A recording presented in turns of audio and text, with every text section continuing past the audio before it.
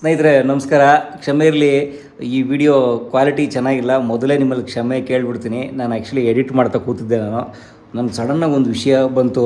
ಅದು ನೋಡಿ ನನಗೆ ತುಂಬ ಸಂತೋಷ ಆಯಿತು. ಜೊತೆಗೆ ಜನರಿಗೆ ಈ ವಿಷಯ ಹಂಚ್ಕೋಬೇಕು ನಿಮ್ಮ ಜೊತೆಗೆ ಅಂತ ಅನ್ನೋ ಕಾರಣಕ್ಕೆ ನನ್ನ ಜೊತೆ ಕ್ಯಾಮ್ರಾಮನ್ ಇಲ್ಲ, ಹಾಗಾಗಿ ನಾನೇ ಸೆಲ್ಫಿ ಮೋಡಲ್ ಈ ವಿಡಿಯೋ ಮಾಡ್ತಾಯಿದ್ದೀನಿ. ವಿಷಯ ಏನು ಗೊತ್ತಾ ಸ್ನೇಹಿತರೆ, ಮುಂಬೈನಲ್ಲಿ ಒಬ್ಬ ಪ್ರಭಾವಿ ರಾಜಕಾರಣಿಗೆ ಗಿರೀಶ್ ಮಹಾಜನ್ ಅಂತನೂ ಒಬ್ಬ ಸಚಿವನಿಗೆ, ಆ ಮುಂಬೈನ ರನ್ನಿಂಗ್ ಈಗ ಹಾಲಿ ಇರುವಂಥ ಒಬ್ಬ ಸಚಿವನಿಗೆ ಒಬ್ಬ ಕಾಮನ್ ವುಮನ್ ಹೇಗೆ ಚಳಿ ಜ್ವರ ಬರ್ಸಿದ್ದಾರೆ ಗೊತ್ತಾ ನಿಮಗೆ? ನೀವು ತುಂಬ ಜನ ಈ ವಿಡಿಯೋ ನೋಡಿರಬಹುದು ಸೋಷಿಯಲ್ ಮೀಡಿಯಾಗಳಲ್ಲಿ ಅಥವಾ ಯೂಟ್ಯೂಬ್ಗಳಲ್ಲಿ ಅಥವಾ ಈ ಟಿ ವಿ ಚಾನಲ್ಗಳಲ್ಲಿ.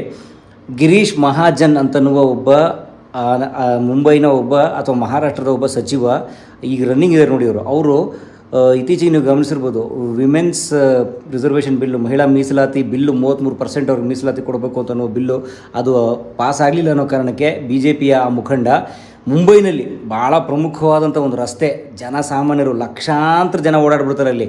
ಅದು ಎಂಥ ಕಮರ್ಷಿಯಲ್ ಸಿಟಿ, ಎಷ್ಟು ಬ್ಯುಸಿ ಸಿಟಿ ಮುಂಬೈ. ಅಲ್ಲಿ ಒಂದು ಪ್ರಮುಖ ರಸ್ತೆಯನ್ನು ಬ್ಲಾಕ್ ಮಾಡಿಕೊಂಡು ಪ್ರತಿಭಟನೆ ಮಾಡ್ತಾ ಇದ್ದಂತೆ, ತನ್ನ ಪಟಾಲಮ್ನೆಲ್ಲ ಕರ್ಕೊಂಡು ಕಾರ್ಯಕರ್ತರು ಹೆಸರಿನಲ್ಲಿ. ಜನಕ್ಕೆ ತೊಂದರೆ ಆಗಲ್ವಾ? ಆದರೆ ಲಕ್ಷಾಂತರ ಜನ, ಸಾವಿರಾರು ಜನ ನೋಡ್ಕೊಂಡು ನಿಂತಿದ್ದರು ಆತ ಪ್ರತಿಭಟನೆ ಮಾಡೋದನ್ನ, ರೋಡ್ ಬ್ಲಾಕ್ನ. ಆದರೆ ಒಬ್ಬ ಹೆಣ್ಣು ಮಗಳು, ಸಿಂಹಿಣಿ ಅಂತ ಒಬ್ಬರು ಹೆಣ್ಣು ಮಗಳು ತನ್ನ ಕಾರಿನಿಂದ ಕೆಳಗಡೆ ಇಳಿದು ಹೋಗಿ get out, you get out ಅಂತ ಹೇಳೋ ಮೂಲಕ ಆತನಿಗೆ ಬೆವರು ಬರೆಸಿದ್ದಾರೆ. ಆತ ಏನೂ ವಿಧಿ ಇಲ್ಲದೆ ಆ ಜಾಗ ಖಾಲಿ ಮಾಡಬೇಕಾದಂಥ ಪರಿಸ್ಥಿತಿ ಬಂದಿದೆ ಸ್ನೇಹಿತರೆ. ಒಬ್ಬ ಹೆಣ್ಣು ಮಗಳು, ಒಬ್ಬ ಕಾಮನ್ ವುಮನ್, ಒಬ್ಬ ಸಿಟಿಸನ್ ಆಫ್ ದಿಸ್ ಕಂಟ್ರಿ, ಒಬ್ಬ ನಾಗರಿಕರು ಕೇಳಿದ ಪ್ರಶ್ನೆಗೆ ಆ ರಾಜಕಾರಣಿ ಈಗ ರನ್ನಿಂಗ್ ಇದ್ದರೂ ಕೂಡ ತನ್ನ ಬಾಲವನ್ನು ಮುದುರ್ಕೊಂಡು ಮೌನ ಹೋಗಬೇಕಾದಂಥ ಪರಿಸ್ಥಿತಿ.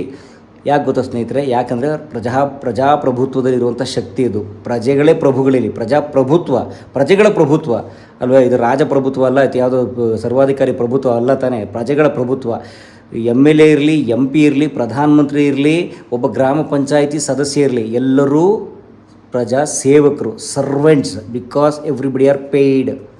ಯಾವನು ಬಿಟ್ಟು ಮಾಡ್ತಿಲ್ಲ ಸ್ವಾಮಿ. ಪ್ರಧಾನಮಂತ್ರಿಗಳಿಂದ ಹಿಡ್ಕೊಂಡು ನಿಮ್ಮ ಗ್ರಾಮ ಪಂಚಾಯಿತಿ ಮೆಂಬರ್ ಅವ್ರು ಯಾವನು ಬಿಟ್ಟು ಕೆಲಸ ಮಾಡ್ತಿಲ್ಲ. ಎಲ್ಲರೂ ಎಂತ ಗೊತ್ತಿದ್ದಾರೆ? ದುಗ್ಗಾಣಿ, ದುಡ್ಡು, ಪಣಂ, ಕಾಸು, ಮನಿ, ಕ್ಯಾಶ್ ಎಲ್ಲವನ್ನು ತಗೋತಿದ್ದಾರಲ್ವ. ನಮ್ಮ MLA ಒಬ್ಬೊಬ್ಬನಿಗೆ ಹತ್ತಿರ 3 ಲಕ್ಷ ರೂಪಾಯಿ ಪ್ರತಿ ತಿಂಗಳು ವೈಟ್ ಮನಿ ಸಂಬಳದ ರೂಪದಲ್ಲಿ ಅವ್ರಿಗೆ ಸೇರುತ್ತೆ. ಅವರ ಅಲೋಯೆನ್ಸು, HRA, ಟೆಲಿಫೋನ್ ಬಿಲ್ಲು, ಅವ್ರ ಪರ್ಸನಲ್ ಅಸಿಸ್ಟೆಂಟ್ಸ್ಗಳು ಕೊಡುವಂಥ ಬಿಲ್ಲು ಎಲ್ಲವೂ ಸೇರಿ ಹತ್ತಿರ 3 ಲಕ್ಷ ರೂಪಾಯಿ ಅವ್ರಿಗೆ ಸೇರುತ್ತೆ. ಅವ್ರಿಗೆ ನೋಡಿ, ಯಾರಾದರೂ ಬಂದು ನಾನು ಸೇವೆ ಮಾಡ್ತಾ ಇದ್ದೀನಿ, ನಿಮ್ಮ ಸೇವೆಯನ್ನು ಮಾಡಲು ಬಂದಿರುವ ಜನ ಸೇವಕ ಅಂದರೆ ಏನಯ್ಯ ಮಾಡ್ತಾ ಇದೆಯಾ ಸೇವಕ ನೀನು?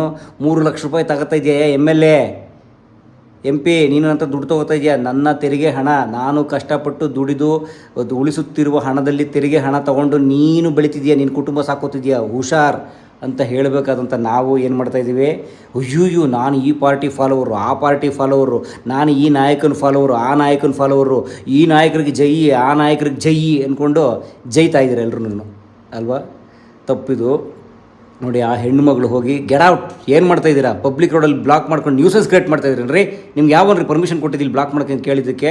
ಹೌದು, ಕಾನೂನಿಲ್ಲ ಭಾರತದಲ್ಲಿ. ಪಬ್ಲಿಕ್ ರೋಡ್ನ ಬ್ಲಾಕ್ ಮಾಡಿಕೊಂಡು ರಾಜಕೀಯದೇ ಇರಲಿ ಯಾವುದೇ ಒಂದು ಪ್ರತಿಭಟನೆ ಮಾಡೋಕ್ಕೆ ಆತ ಸುಮ್ಮನಾಗಿದ್ದಾನೆ, ಗೊತ್ತಾಗ್ತಿದೆಯಾ? ಮತ್ತು ಅಲ್ಲಿ ಪೊಲೀಸ್ನವರು, ಮಹಿಳಾ ಪೊಲೀಸರು, ನೀವು ವಿಡಿಯೋ ಗಮನಿಸಿ, ಗಿರೀಶ್ ಮಹಾಜನ್ ಇನ್ಸಿಡೆಂಟ್ ಅಂತ ಟೈಪ್ ಮಾಡಿ ಬರುತ್ತೆ. ಪೊಲೀಸ್ ನೋಡ್ಕೊಳ್ಳೋಕೆ ಹೋದಕ್ಕೆ no don't touch me, you don't have rights to touch me ಅಂತ ಕೇಳಿದ್ದಕ್ಕೆ ಪೊಲೀಸ್ನವ್ರು ಕೂಡ ಸೈಲೆಂಟ್ ಆಗಿದ್ದಾರೆ.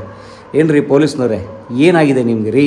ನೀವು ಸಂಬಳ ತಗೋತಿರೋದು ಜನರಿಂದ. ನಾವೆಲ್ಲರೂ ಈ ಭಾರತದ ಕೋಟ್ಯಾಂತರ ಜನ ಇನ್ಕಮ್ ಟ್ಯಾಕ್ಸ್ ಕಟ್ತಿರೋರು ಸೇರಿಸಿ direct tax or indirect tax.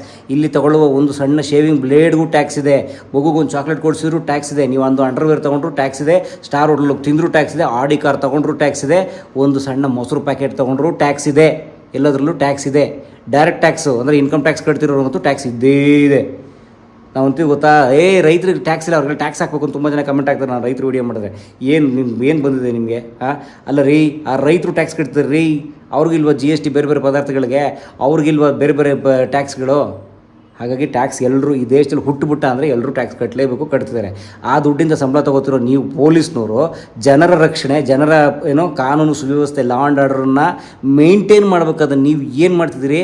ಯಾವನೋ ರಾಜಕಾರಣಿ ಬಂದು ಅವ್ನು ಬೂಟ್ ನೆಕ್ಕೊಂಡು ಅವ್ನು ಸಲ್ಯೂಟ್ ಹೊಡ್ಕೊಂಡು ಮಾಡಿಕೊಂಡು ಸಿಕ್ಕಿದ್ದು ಸಣ್ಣ ಪುಟ್ಟ ಪೂಟ್ಲಾಯಿರಿ ಕೇಸ್ಗಳನ್ನ ಮಾಡಿಕೊಂಡು ಯಾವನೋ ಸಣ್ಣ ಪುಟ್ಟ ಸಿಕ್ಕರೆ ಒಳಗಾಕೊಂಡು ಕೆಲಸ ಮಾಡ್ತಿದ್ದೀರಿ ನೀವು ಪೊಲೀಸ್ನವರು.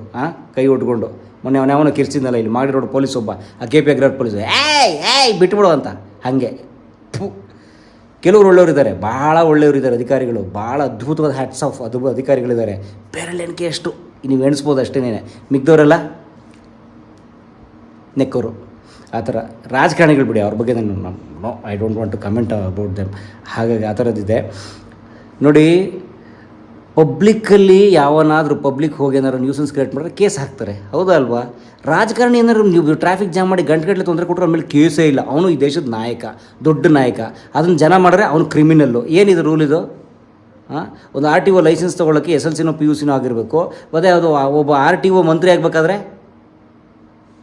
ಒಬ್ಬ ಟ್ರಾನ್ಸ್ಪೋರ್ಟ್ ಮಂತ್ರಿ ಆಗ್ಬೇಕಾದ್ರೆ ಏನ್ರಿ ಇದೆಯಾ ಏನ್ರಿ? ಒಬ್ಬ ಡಾಕ್ಟ್ರ್ ಆಗೋಕ್ಕೆ ಮೆಡಿಕಲ್ ಓದಬೇಕು. ಅದೇ ವೈದ್ಯಕೀಯ ಶಿಕ್ಷಣ ಸಚಿವ ಆಗೋಕ್ಕೆ, ಒಬ್ಬ ಪ್ರಾಥಮಿಕ ಶಾಲೆಯ ಶಿಕ್ಷಕನಾಗೋದಕ್ಕೆ ತುಂಬ ಮೆರಿಟೋರಿಯಸ್ ಸ್ಟೂಡೆಂಟ್ಸ್ನ ಫಿಲ್ಟರ್ ಮಾಡ್ಕೊಂಡು ತೊಗೋತಾರೆ. ಪಾಸ್ಔಟ್ ಆಗಿರೋರು, BA B.Ed ನೆಟ್ ಸ್ಲೆಟ್ ಏನೋ ಇರೋಂಥವ್ರು, ಅದನ್ನು ಗೊತ್ತಿರೋರು ಹೇಳಿ. ಅದೇ ಒಬ್ಬ ಶಿಕ್ಷಣ ಸಚಿವ ಆಗೋನಿಗೆ ಏನಾದ್ರು ಮಾಡಿದ್ದೀರಾ? ಏನೂ ಇಲ್ಲ. ಅವ್ರು ಯಾರು ಏನು ಬೇಕಾದ್ರೂ ಆಗ್ಬೋದು, ಯಾವನು ಏನು ಬೇಕಾದ್ರೂ ಆಗ್ಬೋದು. That is politics. ಅವ್ರಿಗೆ ಬೇಕಾಗಿರೋಂಥದ್ದಿಲ್ಲ. ಅವ್ರಿಗೆ ಇಲ್ಲ ನಮ್ಮ ಸಂಬಳ ಸಾಲ್ತಾ ಇಲ್ಲ, ಅಮೆಂಡ್ಮೆಂಟ್ ಮಾಡಿಕೊಂಡ್ರು, ಸಂಬಳ ಜಾಸ್ತಿ ಮಾಡಿಕೊಂಡ್ರು, ಎಲ್ಲ ಮಾಡಿಕೊಂಡ್ರು. ಜನಸಾಮಾನ್ಯರು ಅವ್ರ ಪಾಪ ಗ್ಯಾಸ್ ಇಲ್ಲದೆ ಆಟೋದ ರೋಡಿಗೆ ಗಮನಿಸಿ ಪಾಪ ರೋಡಲ್ಲಿ ರೀ ಪಾಪ ರೀ, ನಾನು ಅವ್ರು ನೋಡ್ರೆ ಕಣ್ಣೀರು ಬರುತ್ತೆ ಪಾಪ. ಅವ್ರಿಗೆ ಆದಾಯಗಳೇ ತುಂಬ ಕಡಿಮೆ ಪಾಪ. ಅವ್ರಿಗೆ ಗ್ಯಾಸ್ ಇಲ್ಲದೆ ಪಾಪ 3-4 ಕಿಲೋಮೀಟ್ರ್ ಆಟೋ ನಿಲ್ಲಿಸ್ಕೊಂಡು ಕಾಯ್ತಾ ಇದ್ದಾರೆ, ಆಟೋ ತೊಳ್ಕೊಂಡು. ಒಬ್ಬ ಆಟೋ ಮುಂದೆ ಹೋದ್ರೆ ಇನ್ನೊಬ್ಬ ಆಟೋ. ನಾನು ನೋಡ್ರೆ ಕರಳು ಕಿತ್ತು ಬರುತ್ತೆ ಪಾಪ. ಅವ್ರ ಮನೆ ಹೆಂಡತಿ ಮಕ್ಳಿಗೆ ಊಟ ಏನಾಗ್ತಾರೆ, ಮಕ್ಕಳು ಫೀಸ್ ಕಟ್ಟೋದು ಯಾವಾಗ? ಅವರು ಅಪ್ಪಿ ಅವ್ರ ಮೇಲೆ ಕಾಯಿಲೆ ಬಿದ್ದರೆ ತೋರಿಸೋದೆಲ್ಲಿ ಅವ್ರಿಗೆ? ಗಾಡ್, ಇದು ಈ ದೇಶದ ರಾಜಕೀಯ ವ್ಯವಸ್ಥೆ. ನಮ್ಮ ಗಿರೀಶ್ ಮಹಾಜನ್ ಸರ್, ನೀವು ಮಹಾಜನ ಅಂತ ಹೆಸರಲ್ಲೇ ಸರ್ನೇಮ್ ಇಟ್ಕೊಂಡಿದ್ದೀರಾ. ಮಹಾಜನರಿಗೆ ಒಂಚೂರಾರು ತಲೆಯಲ್ಲಿ ಬುದ್ಧಿ ಬೇಡವೆ? ಮಹಾಜನರೇ, ಏನಾಗಿದೆ ನಿಮಗೆ? ನಿಮ್ಗೆ ಯಾವುದೋ ಗ್ರೌಂಡು, ಇನ್ನೊಂದು ಖಾಲಿ ಜಾಗ ಸಿಗಲ್ವ ನಿಮಗೆ ಇದು ಮಾಡೋಕ್ಕೆ? ನೋಡಿ, ಆ ತಾಯಿ, ಮಹಾತಾಯಿ 1 ತಾಸು ಕಾಯ್ದಿದ್ದಾರೆ ಪಾಪ. ಅವರು 1 ತಾಸು ಕಾರಲ್ಲಿ ತನ್ನ ಮಗುನ ಪಿಕಪ್ ಮಾಡೋಕ್ಕೆ ಹೋಗ್ಬೇಕಿತ್ತಂತೆ. ಅವರು ಪಿಕಪ್ ಮಾಡಿಕೊಂಡು ಬರೋಕ್ಕೆ 1 ತಾಸು ಹೋಗೋಕ್ಕಾಗ್ತಿಲ್ಲ ಅಂಥೇಳಿ ಆಕೆ ಶೌಟ್ ಮಾಡಿ ಕಿರ್ಚಾಡಿದ್ದಾರೆ. ವಿಚ್ ಈಸ್ ರೈಟ್, ಕರೆಕ್ಟ್ ರೀ. ಮತ್ತೇನು ಮಾಡಬೇಕು? ಇವ್ರು ಬರ್ತಾರೆ Z+ ಸೆಕ್ಯೂರಿಟಿ, ಝೀರೋ ಟ್ರಾಫಿಕ್. ನಿಮ್ಗೆ ಯಾಕೆ ರೀ ಝೀರೋ ಟ್ರಾಫಿಕ್ಕು? ಝೀರೋ ಟ್ರಾಫಿಕ್ ಇರ್ಬೇಕಾದ್ರೆ ಅದು ನಮಗೆ, ನಾವು ನಿಮ್ಮನ್ನು ಸಾಕ್ತಿರೋರು ನಾವು ಪಬ್ಲಿಕ್ಕು, ನಮಗಿರ್ಬೇಕು ಝೀರೋ ಟ್ರಾಫಿಕ್ಕು. ನಾವು ಮಾತ್ರ ಟ್ರಾಫಿಕಲ್ಲಿ ನೀವು ತೋಡಿರೋ ಗುಂಡಿಗಳಿರೋ ರಸ್ತೆಯಲ್ಲಿ, ಪ್ಯಾಚ್ ಹಾಕಿರೋ ರಸ್ತೆಯಲ್ಲಿ, ದೊಡ್ಡ ಚಂದ್ರನ ಮೇಲೆ ಬಿದ್ದಿರೋ ಕುಳಿಗಳ ಥರ ಇರುತ್ತೆ ರಸ್ತೆಗಳು. ಅಲ್ಲಿ ಯಾವನಾದ್ರು ಬಿದ್ದರೆ ಬದುಕಬಾರ್ದೆ ದೊಡ್ಡ ತೆಗೆದಿರೋ ಮ್ಯಾನುವಲ್ಗಳು. ಏನಾಗಿದೆ ನಿಮಗೆ? ನಾವು ಮಾತ್ರ ಕಿತ್ತೋಗಿರೋ ರಸ್ತೆಗಳು ಓಡಬೇಕು, ನೀವು ಮಾತ್ರ Z+ ಸೆಕ್ಯೂರಿಟಿ, ಝೀರೋ ಟ್ರಾಫಿಕ್ಕು. ಬರ್ತಾರೆ ನಾಯಕರುಗಳು ಎಲೆಕ್ಷನ್ಗಳು ಬಂದಾಗ, ಏನು ಕೈ ಬೀಸಿದ್ದು, ಕ್ಯಾಮ್ರಾ ಝೂಮ್ ಹಾಕಿಸಿದ್ದು, ಯಾವ ಹಾಲಿವುಡ್ ಸಿನಿಮಾದವ್ರಿಗೂ ತೆಗಿಯಕ್ಕೆ ಬರಲ್ಲ, ಹಂಗೆ ತೆಗೆಸ್ತಾರೆ ಇವತ್ತು ರಾಜಕೀಯ ಲೀಡರ್ಸ್ಗಳು ವೀಡಿಯೋಗಳನ್ನು. ಯಾವ ರಾಜಮೌಳಿಗೂ ಬರೋಲ್ಲ, ಯಾವ KGF, ಕಾಂತಾರ ಅವ್ರು ಯಾರಿಗೂ ಬರಲ್ಲ ಅಂತ ಶಾರ್ಟ್ ತೆಗಿಯಕ್ಕೆ, ಅಂತ ತೆಗೆಸ್ತಾರೆ ರಾಜಕೀಯ ಲೀಡರ್ಸ್ಗಳು. ಅವ್ನು ಬರೋದು ಹಿಂಗೆ ಕೈ ಬೀಸೋದೇನು, ಹೂವಿನ ಮಳೆ ಸುರಿಯೋದೇನು, ಎಲ್ಲರೂ ಅವನಲ್ಲ ಇವನಲ್ಲ ಎಲ್ಲರೂ A to Z ಪ್ರತಿಯೊಬ್ಬರು. ನೀವು ಯಾವುದೇ ಪಕ್ಷದ ಕಾರ್ಯಕರ್ತರಾಗಿರಲಿ, ವಿಚ್ ಈಸ್ ರೈಟ್. ನಾವು ಪ್ರಶ್ನೆ ಕೇಳೋದು ಬಿಟ್ಬಿಟ್ಟು ನಾವು ಆರಿಸಿರುವಂತಹ ನಾಯಕರಲ್ಲ ಅವರು. ಫಸ್ಟ್ ಆಫ್ ಆಲ್ ಅವರು ಜನ ಸೇವಕರು. ಅವರು ಹೇಗೆ ನಾವು ನಮ್ಮ ಮನೆಗೆ ಒಬ್ಬ ವಾಚ್ಮನ್ ಇಟ್ಕೋತೀವಲ್ಲ, ನನ್ನ ಮನೆ ಕಾಯಕ್ಕಾಗಲ್ಲ, ನಾನು ಬ್ಯುಸಿ ಇರ್ತೀನಿ ಅಂತ, ಹಾಗೆ ನಾವು ನನಗೆ ಆಗಲ್ಲಪ್ಪ, ನಾನು ಇಲ್ಲಿ ಯೂಟ್ಯೂಬರ್, ನೀವೊಬ್ಬ ಆಟೋ ಡ್ರೈವರ್, ಅವರೊಬ್ಬರು ಡಾಕ್ಟರ್, ಅವರೊಬ್ಬರು ಪ್ರೊಫೆಸರ್, ಇವರ ಬಿಸ್ನೆಸ್ ಮನ್, ಒಬ್ಬರು ಸ್ಟೂಡೆಂಟ್, ಒಬ್ಬರು ಗೃಹಿಣಿ. ನಮಗಾಗಲ್ಲ. ನೀವು ಮಾಡಿ ಇಲ್ಲಿ ಕುತ್ಕೊಂಡು ನಮಗೆ ಬೇಕಾಗಿರೋ ಶಾಸನ, ನಮಗೆ ಬೇಕಾಗಿರೋ ಬದುಕು ಸುಧಾರಿಸಿ ಅಂತ ಕೊಟ್ಟರೆ, ನೀವು ನಿಮ್ಮ ಮನೆ, ನಿಮ್ಮ ಸಂಸಾರ, ನಿಮ್ಮ ಕುಟುಂಬ, ನಿಮ್ಮದೆಲ್ಲ ಉದ್ಧಾರ ಮಾಡ್ಕೊಂಡು ದೊಡ್ಡದಾಗೋದು ಏನಿದು? ಒಬ್ಬ ಕಾಮನ್ ಮ್ಯಾನ್ನ ಆದಾಯ 10 ವರ್ಷ ಆದರೂ ಡಬಲ್ ಆಗಲ್ಲ. ನಿಮ್ಮ ಆದಾಯಗಳು ಈ ಎಲೆಕ್ಷನ್ ಆ ಎಲೆಕ್ಷನ್ಗೆ ಬರೋಷ್ಟರಲ್ಲಿ ನೀವು ಅಸೆಟ್ಟು ವೈಟ್ ಅಂತ ಡಿಕ್ಲೇರ್ ಮಾಡ್ತಿರಲ್ಲ, ಅದಂಗೆ 5-6 ಪಟ್ಟು ದೊಡ್ಡದಾಗುತ್ತೆ. ಇದು ನಮ್ಮ ವ್ಯವಸ್ಥೆ. ಆ ತಾಯಿ, ಆ ಮಹಾತಾಯಿ ಇವತ್ತು ಮುಂಬೈನಲ್ಲಿ ಧ್ವನಿ ಎತ್ತಿದಾರಲ್ಲ, ಒಬ್ಬ ಆಡಳಿತ ಪಕ್ಷದ ಅಲ್ಲಿ ಆಳುತ್ತಿರುವ ಸಚಿವನ ವಿರುದ್ಧ. ಅದು ಕರೆಕ್ಟ್. ಅದು ನಾವೆಲ್ಲರೂ ಮಾಡಬೇಕಾಗಿತ್ತು. ನಾವು ನಮಗೆ ಸಿಗಬೇಕಾಗಿರೋ ಕ್ವಾಲಿಟಿ ಎಜುಕೇಷನ್ ಬಗ್ಗೆ ಪ್ರಶ್ನೆ ಮಾಡ್ತಾ ಇಲ್ಲ. ನಾವು ನಮಗೆ ಸಿಗಬೇಕಾಗಿರೋ ಕ್ವಾಲಿಟಿ ಆರೋಗ್ಯದ ಬಗ್ಗೆ ಮಾತಾಡ್ತಾ ಇಲ್ಲ. ನಾವು ನಮಗೆ ಸಿಗಬೇಕಾಗಿರೋ ಕ್ವಾಲಿಟಿ ರಸ್ತೆಗಳ ಬಗ್ಗೆ, ಇನ್ಫ್ರಾಸ್ಟ್ರಕ್ಚರ್ ಬಗ್ಗೆ, ವಾಹನ ಸೌಕರ್ಯಗಳ ಬಗ್ಗೆ, ಒಳ್ಳೆ ಗಾಳಿ ಸಿಗಬೇಕು, ನಮಗೆ ಒಳ್ಳೆ ಊಟ ಸಿಗಬೇಕು. ಯಾವುದ್ರ ಬಗ್ಗೆನೂ ಇದೆಲ್ಲ ಜವಾಬ್ದಾರಿ ಅವ್ರದ್ದೇ, ಜನ ಸೇವಕರದು, ಜನ ಪ್ರತಿನಿಧಿ ಅಂತ ಆರಿಸಿರೋದು ನಾವು. ಅದಕ್ಕೆ ಅದು ಯಾವುದೋ ಮಾಡಿದೆ ನಾವು, ನಾನು ಈ ಪಕ್ಷಕ್ಕೆ ಜೈ, ನೀವು ಆ ಪಕ್ಷಕ್ಕೆ ಜೈ, ಯಾವ ಪಕ್ಷಕ್ಕೆ ಬೇಕಾದ್ರೂ ನೀವು ಜೈ ಮಾಡ್ಕೊಳ್ಳಿ. ಇತ್ತೀಚೆಗೆ ಒಬ್ಬ ಶಾಸಕ ಏನು ಕೇಳಿದ, IPL ಟಿಕೆಟ್ ಕೊಡಿ, ನಾವೆಲ್ಲ MLAಗಳು ರೀ, ನಾವೇನು ಕಾಮನ್ ಮ್ಯಾನ್ ಥರ ಟಿಕೆಟ್ ತೊಗೊಳಕ್ಕೆ IPL ಟಿಕೆಟ್ ಕೊಡಿ ಅಂತ ಕೇಳ್ಬಿಟ್ರು. 3 ಲಕ್ಷ ಸಂಬಳನೇ ಕೊಡ್ತೀವಲ್ರಿ ನಿಮಗೆ, ನಿಮ್ದು ಬ್ಲ್ಯಾಕ್ ಹೋಗಿಕ್ಕೂ ಗೊತ್ತಿಲ್ಲ ನನಗೆ, ಸಂಬಳನೇ 3 ಲಕ್ಷ ಬರುತ್ತಲ್ಲ ರೀ, IPL ಟಿಕೆಟ್ ಕೇಳ್ತಾನೆ ನೋಡಿ ಅಂತ ಜನ.